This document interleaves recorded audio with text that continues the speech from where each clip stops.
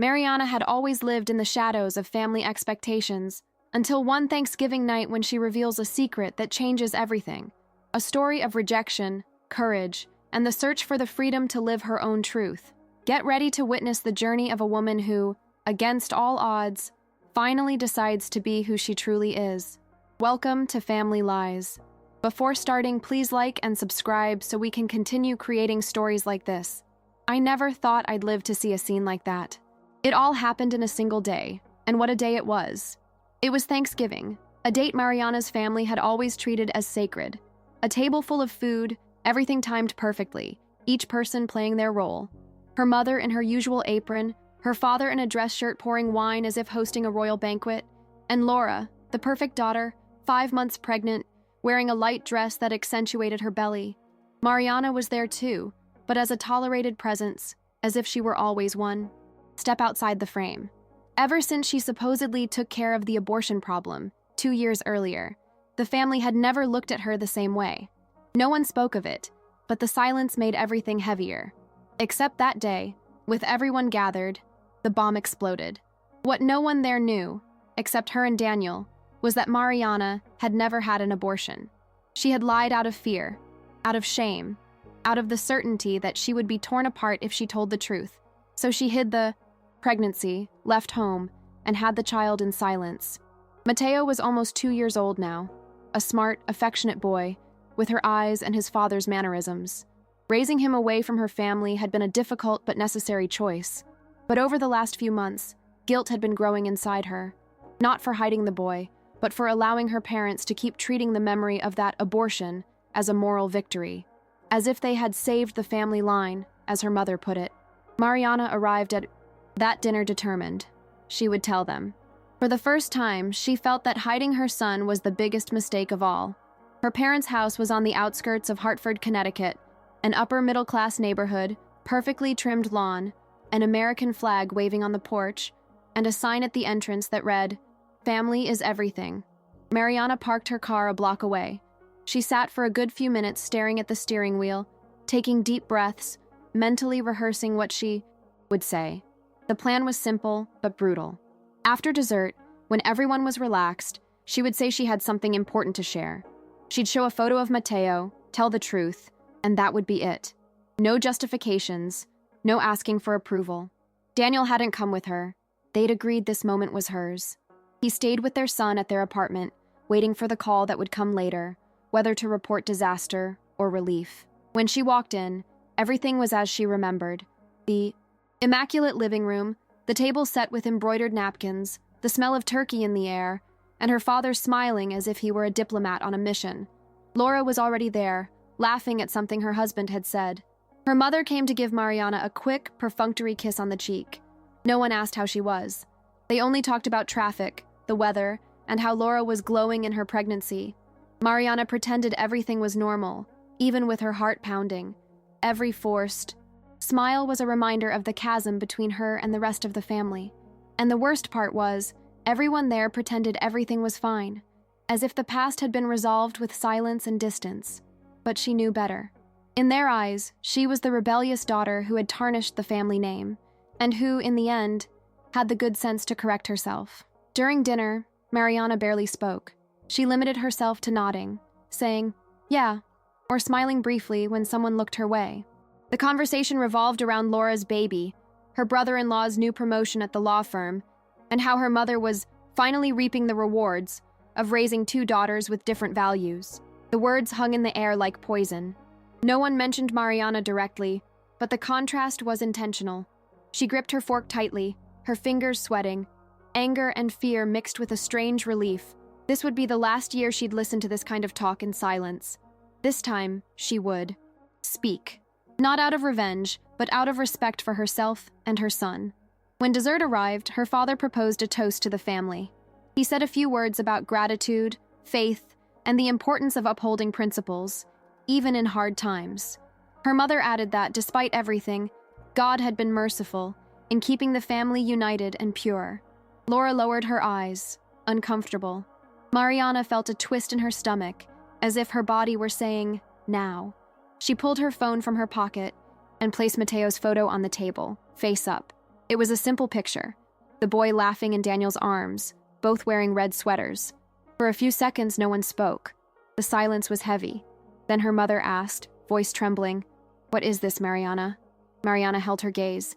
She said, voice controlled but unwavering, "This is Mateo, my son. He was born 2 years ago. I never had an abortion." The words landed like an explosion. Her mother paled, eyes wide. Her father choked on his wine. Laura covered her mouth. No one moved for several seconds, as if time had frozen. Then came the first reaction. Her mother stood abruptly, pushing her chair back. "You lied to us?" she shouted, voice already breaking. Mariana didn't answer. She just looked at them, trying to stay calm even as her hands trembled under the table. Every second felt like a battle between staying and running. Her father was next. He stood slowly, bracing his hands on the table, and asked, "And the father? This Daniel? What is he? Some nobody?"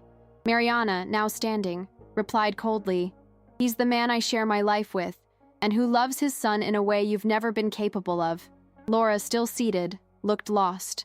Her eyes darted from Mariana to their mother, then to the photo of the boy. Tension filled the room like smoke. Her mother started crying. "You destroyed our trust.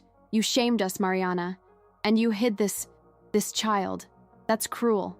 It was then that Mariana realized they weren't shocked by the secret itself. They were furious at losing control. For the first time, she had done something on her own, without asking permission. And that was unforgivable. The air grew suffocating. Her mother tried to regain control, as she always did, shifting from anger to drama in a blink. "How could you carry this shame alone? And let us believe that lie? Do you have any idea what you've done to our reputation?" Mariana almost laughed. "Reputation?" she repeated quietly. "You'd rather have a dead daughter than a single mother." The words made her father flinch as if punched in the chest. Her mother turned away, shaking her head. Laura, for the first time, spoke. "Wait, so he was born? He's alive? You're a mother?" Mariana nodded, looking straight at her sister. The question sounded innocent, but there was something else in her tone. Surprise, maybe admiration, or even envy. Laura was visibly shaken. For the first time in years, she didn't look like the perfect daughter at the center of the table. Mariana noticed it. There was a crack in her facade. But their parents were still stuck in their performance. Her father said this was unacceptable, that hiding a grandchild was an act of betrayal, that she should have sought help. Her mother said there might still be time to fix everything discreetly, as if this were a debt or a political scandal. Mariana looked at them with pity and exhaustion. "I didn't come here to ask for anything. I just thought you should know. But not for you, for me, for him." She pointed to the photo. "You don't have to accept him, but now you know he exists, and he'll never hear from me that his grandparents are dead." The impact of those words seemed to wake Laura. She stood slowly, still staring at Mateo's photo, and said something no one expected. "He's beautiful." The words hung in the air, out of place amid the chaos. Her mother immediately scolded her. "Laura, don't romanticize this. Your sister hid a child for 2 years." But Laura ignored her. She stepped closer to Mariana, hesitant, and asked softly, "You've been doing this alone all this time?" Mariana nodded. She didn't want to cry, but her eyes burned. Laura seemed genuinely moved. She didn't say anything else, just returned to her seat in silence. That small reaction caused an even bigger crack in their parents' stance, as if Laura were slowly breaking the script they'd written for the family. Her mother tried to regain control. She sat, smoothed her hair, and said there was still time to limit the damage. She talked about voiding records, building a new story, even mentioned possible adoption by another family. Mariana stood still. Her heart pounded, but her face was cold. Right then, she realized there was nothing left to salvage in that relationship. They didn't see Mateo as a grandson, or even as a child. He was just a problem, a stain. Mariana took a deep breath and said, "I think I've heard enough." She picked up her phone, pocketed it, adjusted her coat, and turned to leave. No one tried to stop her. No one apologized. Only Laura whispered, "Will you be okay?" Mariana didn't answer, but her gaze was steady. More than ever, she knew she would be. When Mariana stepped outside, the cold night air hit her face like a shock, but it brought relief. She closed the door quietly, walking with firm steps to her car. Her hands still shook, but it was different now. Not from fear, It was release, relief, freedom. She started the car and took a deep breath before driving off. As she navigated the dark streets, her body slowly relaxed. She replayed everything, every word, every expression on her family's faces. No tears fell, no anger, no sadness, no regret, just a silence that felt necessary. When she parked outside her building, she saw Daniel through the window, holding Mateo. The boy was playing with a small toy, laughing at something. That scene was the only thing that still made sense. Daniel opened the door with a calm smile, but his eyes told her the day had been heavy. He didn't ask questions. He just hugged her, tight, silent. Mariana let herself stay there for a while. His smell, the strength of his arms, the sound of Mateo's breathing in the other room, this was what she needed to remember. After a few minutes, she took off her coat, went to the bedroom, and found her son drawing with crayons at his little table. He looked up and smiled, as if he'd been waiting all day for this moment. "Mama," Mariana knelt, cupping his face in her hands, and whispered, "You're everything I needed to find the courage to show." He didn't understand, of course, but he laughed, and that was enough. For the first time that day, she felt peace. Later, after Mateo was asleep, Mariana told Daniel everything. She didn't leave out a single detail. She spoke about the looks, the cutting remarks, her mother's attempt to fix things. Daniel listened silently, holding her hand the whole time. When she finished, he didn't say, "I told you so," or "You should have waited longer." He just said, "You did what you had to do." Those words wrapped around her like a warm blanket, because it was true. For years, Mariana had tried to fit in, to prove she deserved to be part of that family. But that day had shown her, undeniably, that nothing she did would ever change how they saw her. The problem was never her choices. It was the fact that she had made them on her own. Meanwhile, back at the house where Thanksgiving dinner had ended in ruins, the mood was tense. Her mother cried in the bedroom, saying she'd lost her daughter to an irresponsible lifestyle. Her father paced, muttering about consulting a lawyer.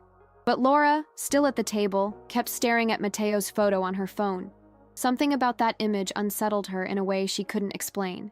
She remembered when she'd considered terminating her own pregnancy months ago, afraid of what their parents would say. She thought about how Mariana had faced everything alone, while she'd always been protected. For the first time, Laura didn't see her sister as rebellious, but as brave. A doubt began to grow inside her.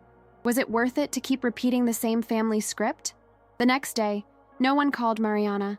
No messages, no apologies, no attempts to reach out. And deep down, she'd expected that. It was as if that night had stripped away all the filters, revealing what had always been there. And yet, despite the silence, she felt something close to relief. For the first time, she wasn't living under the fear of her family's judgment. The truth, as harsh as it was, had cleared a path. Now she knew exactly who she could count on. Laura didn't text either, but Mariana was sure her sister was still processing everything. She recognized that look, that hesitation. The seed of change had been planted, even if it wouldn't sprout anytime soon. Daniel, on the other hand, was more present than ever. He helped Mariana make Mateo's breakfast, invented games to lighten the mood, and made that day, despite all the tension, feel normal. And that was the most important detail. Real life went on. Their life, heritage, last names, formal dinners, appearances, none of it mattered anymore. Mariana had chosen a different path, a simpler one, more honest, harder at times, but also lighter. And as she watched her son drawing on the living room floor, tongue sticking out in concentration, she knew it had been worth it. Every tear, every fear, every silent step, none of it had been in vain. Laura spent the rest of that night awake. She lay in bed, trying to sleep, but the image of Mateo's smile wouldn't leave her. She replayed every comment she'd ever made about Mariana over the years. The sharp jokes, the veiled criticisms, the complicit silences. It all felt cruel now. She began to see how she'd been complicit in a structure that crushed any attempt at autonomy. She remembered the times Mariana had tried to talk, and she'd brushed her off, pretending to be busy. She even remembered the day her sister had seemed especially down, weeks before the abortion, and how she'd ignored it completely. Regret settled in, not as fleeting guilt, but as a final, undeniable realization. Maybe she was trapped too, just by different, invisible strings. The next morning, Laura decided to text Mariana. She deleted and rewrote it several times. In the end, she sent something simple but honest. I saw your son, and I saw you.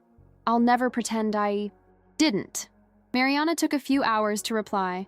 She was busy with Mateo, and honestly, she wasn't sure what to expect. When she finally read the message, she stayed silent for a few minutes. Daniel asked if everything was okay. She showed him the phone and said, I think it's a start. There was no immediate forgiveness, no ready reconciliation, but it was something. For the first time in years, Mariana felt that the bridge between them, once destroyed, might still have a few solid bricks. At her parents' house, the mood was restrained. Her father spent the morning reviewing documents, making short, clipped calls. He told his wife it was time to protect the family name. He talked about revising wills, changing legal arrangements, as if this were just a technical problem to solve. But her mother, always more concerned with appearances than practicality, stayed mostly silent. Sitting on the living room couch, she stared blankly, eyes watery. For the first time, something in her seemed cracked. Maybe not regret yet, just confusion. The kind that comes when the rigid structure you've defended your whole life starts showing flaws. Mariana had held up a mirror to them, and the truth isn't always bearable right away. Meanwhile, Mariana took her time that day. She made pancakes with Mateo, walked in the park, and read a children's book 3 times in a row at his request. It was an ordinary day, but with a different flavor. There was no tension lurking around the corner. No need to explain her choices or uphold a lie. When Mateo napped in the afternoon, she lay beside him, watching his peaceful face. She thought about everything she would have lost if she'd given in to the pressure years ago. The nights she'd cried in silence, the fear of not being enough, the loneliness that had felt unbearable. Now it all made sense, because it had a purpose, protecting what she loved most. And in that moment, with her son sleeping inches away, Mariana knew she'd won the hardest battle of her life. Later that evening, Laura showed up unannounced. She rang the bell softly, as if still rehearsing what to say. Mariana looked through the peephole and froze for a few seconds. Daniel stood, ready to ask who it was, but she just opened the door. The 2 sisters stared at each other in silence. No hug, no smiles. Just a long look filled with memories, pain, and a strange sense of relief. Laura was visibly nervous, clutching a small wrapped gift. It's an activity book for Mateo, she said, almost whispering. Mariana took it, glanced at it, and nodded. Then she gestured inside. He's awake, if you want to see him. Mateo was sitting on the living room rug, coloring dinosaurs with crayons. When he saw Laura, he frowned, not recognizing her. Mariana simply said, "This is your aunt." Laura knelt near him, unsure what to do. She gave a quiet, almost choked, "Hi." Mateo studied her curiously, then went back to his drawing. There was no magic moment, no emotional reunion, just the beginning of something that might still grow. Mariana watched from a distance, arms crossed, and for the first time since the revelation, she felt a door crack open. Not naive hope, but a real possibility of rebuilding. Laura's visit didn't erase the past, but maybe it meant the future didn't have to repeat the same mistakes. When Laura stood to leave, Mariana walked her to the door. Before stepping out, Laura turned and said, voice trembling, "I don't know how to start fixing this, but I'll try. I can't go back in time, but I can do things differently from now on." Mariana studied her for a few silent seconds. She wasn't ready for grand speeches or magical reconciliation. She knew this would take time, but she felt lighter. Laura's gaze, with its poorly hidden sincerity, was a small sign that maybe the cycle of destruction their family lived in was finally starting to break. She just said, "That's a good start." And with that, she closed the door, breathing deeply, relieved that at least one piece of the puzzle had moved. That night, as she lay next to Daniel with Mateo asleep, Mariana didn't say much. She just closed her eyes and felt the weight of the day. But unlike other times when she'd felt overwhelmed and alone, she knew she'd done her best. She'd taken control of her life and her story, not out of revenge or rebellion, but out of love. Not for the family name, not for outdated expectations, but for the little boy sleeping in his room, for the man beside her, who'd always been there, silently supporting her. That was the love that mattered. That was the love she chose every day. And no matter what else lay ahead, that night, with the two of them, felt like the only place she truly belonged. The next morning brought something unexpected. Mariana woke up to a call from her mother. Her tone wasn't accusatory or defensive. It was tired. "I need to talk to you. Let's meet this afternoon." Mariana didn't know what to expect. Maybe more demands, maybe another, attempt to control the situation. But something inside her had shifted. She wasn't willing to bend to the pressure of a past that had never truly accepted her. She spent the day thinking about how to handle the conversation. She knew it would be hard, but for the first time, she wasn't afraid. Her boundaries were clearer than ever. And when the talk finally happened, it wasn't what she'd imagined. No shouting, no pleading, just a heavy silence where both sides tried, wordlessly, to find some understanding. When they met, her mother's face was lined with age, and her usually sharp eyes looked vulnerable. Mariana sat across from her and said bluntly, "I did what was right for me, for my life. You don't have to accept it, but you can't try to change me anymore." Her mother stayed quiet, probably waiting for a more complex justification, a more convincing explanation. But Mariana had nothing else to say. She'd said all she needed. The conversation dragged on a little longer, but in the end, there was no grand resolution. Mariana felt a lightness, a sense that even if her mother didn't understand, she no longer needed the acceptance she'd once craved. After the talk with her mother, Mariana felt drained but stronger. The feeling of speaking her truth, without fear of punishment, without trying to please, was like breaking free from an invisible prison. When she got home, Daniel looked at her with an expression she couldn't immediately read. He didn't say anything, just hugged her, in a way that, to her, said more than 1,000 words. And in that embrace, Mariana realized that despite all the uncertainty, her greatest victory wasn't her mother's acceptance or family reconciliation. It was the peace of finally being who she truly was, without hiding, without apology. The next day was simple but meaningful. Mariana saw Laura again, but this time without grand expectations. Laura was calmer, her gaze different, unhurried. It was as if rebuilding was a slow process. And for now, it lived in small gestures and words. No empty promises. "I know it took me too long to understand," Laura said, watching Mateo play with building blocks. Mariana just nodded, understanding the weight of her sister's words. It wasn't instant redemption, but a beginning, and that, for her, was enough. She'd already made peace with what mattered most, herself. Time passed, and what had once seemed like an irreparable end slowly transformed into something new. Mariana began to see that her life didn't have to be defined by others' expectations. She, Daniel, and Mateo were writing a new story, one no longer based on fear of disapproval or trying to fit into molds never meant for her.